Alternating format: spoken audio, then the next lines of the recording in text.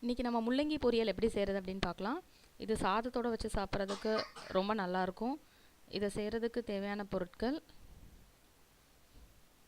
கொஞ்சம் கடுகு, 1/4 டீஸ்பூன் உளுந்து, 1/4 டீஸ்பூன் சீரகம், 2லேருந்து 3 சில் தேங்காய், 2 முள்ளங்கி, கொஞ்சம் கருவேப்பிலை,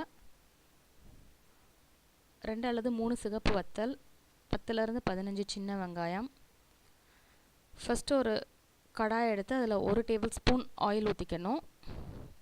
இந்த ஃப்ரைக்கு தேங்காய் எண்ணெயில் பண்ணோம் அப்படின்னா ரொம்ப நல்லாயிருக்கும். அதனால் தேங்காய் எண்ணெயில் ட்ரை பண்ணி பாருங்கள். எண்ணெய் சூடானதும் அதில் கடுகு போட்டுக்கலாம். கடுகு நல்லா பொரிஞ்சதுக்கப்புறம் அதில் உளுந்து, சீரகம் சேர்த்துக்கணும். இதுவும் நல்லா பொரிஞ்சதுக்கப்புறம் சிகப்பு வத்தலை சின்ன சின்ன துண்டுகளாக பிச்சு அதை உள்ளே போட்டு நம்ம ஃப்ரை பண்ணிக்கலாம். அது நல்லா ஃப்ரை ஆனதுக்கப்புறம் கருவேப்பிலை சேர்த்து ஃப்ரை பண்ணிக்கணும். நெக்ஸ்ட்டு அதில் சின்ன வெங்காயத்தை சின்ன சின்ன துண்டுகளாக கட் பண்ணி அதை போட்டு நல்லா ஃப்ரை பண்ணிக்கலாம். வெங்காயம் லேசாக பொன்னிறம் மாற வரைக்கும் ஃப்ரை பண்ணணும்.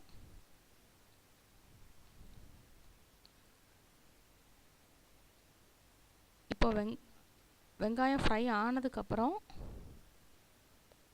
இதில் நம்ம துருவி வச்சுருக்கிற முள்ளங்கி சேர்த்துக்கலாம். முள்ளங்கியை நல்லா கழுவிட்டு தோலெல்லாம் லேசாக சீவிட்டு அதை நல்லா துருவி வச்சுக்கணும். கிரேட்டர் யூஸ் பண்ணி நல்லா அதை வந்து துருவி வச்சுட்டு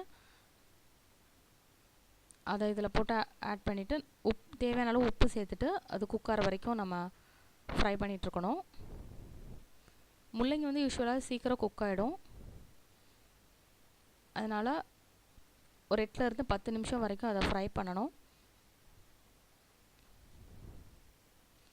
அது நல்லா ஃப்ரை ஆனதுக்கப்புறம் இதில் நம்ம தேங்காய் துருவி அதையும் சேர்த்து மிக்ஸ் பண்ணிடலாம். இப்போ நம்ம முள்ளங்கி சேர்த்தாச்சு,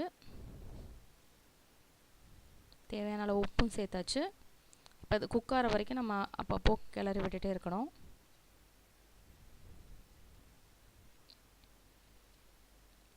அதுக்கப்புறம் தேங்காய் துருவல் சேர்த்துட்டு நம்ம மிக்ஸ் பண்ணிவிட்டு ஸ்டவ் ஆஃப் பண்ணிடலாம்.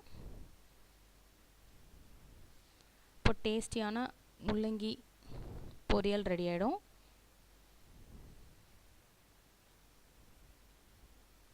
இப்போ முள்ளங்கியோட கலர்லாம் சேஞ்ச் ஆகிடுச்சு. கலர் சேஞ்ச் ஆனால் அது வந்து நல்லா குக் ஆகிடுச்சு.